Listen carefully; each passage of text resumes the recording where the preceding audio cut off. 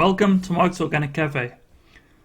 I have a few leftover pastries and thought of a Middle Eastern dessert called baklava. This isn't the traditional way to make the pastry, but still as delicious.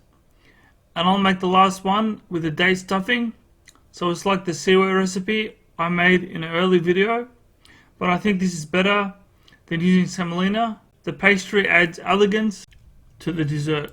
Ingredients you'll need are few, so grab puff pastry out of your freezer to thaw.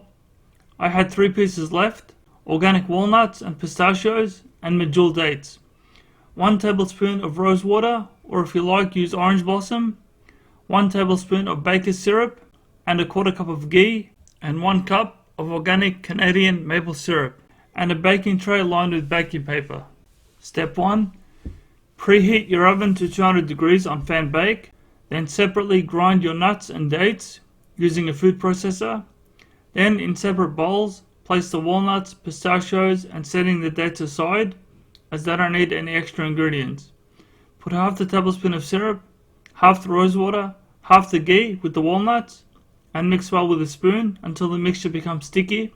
Then the other half with the minced pistachios and do the same. If you need more stickiness, add a bit more syrup. Step 2. Cut the pastry in half, then on the thinnest pieces, put the dates on one, the walnut mix on the other, and the pistachio mix on the other. Place the thicker part gently, putting pressure to make sure it's all stuck together. Don't worry about the ones that fell out, you can just eat them as is. They're quite delicious as a quick snack.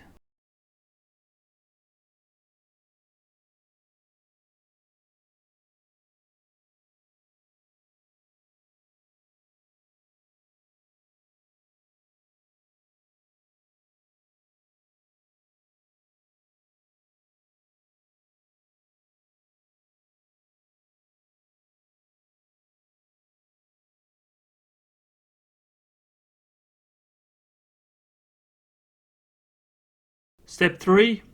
With a knife, point, cut diamond shapes but don't go too deep. Just mark it so when they bake it'll look like a nice diamond pattern. And for the dates I've done squares. We'll see how that turns out. Step 4. Then in the oven for 30 minutes to start. I think they'll cook evenly, we just want the pastry to be fluffy.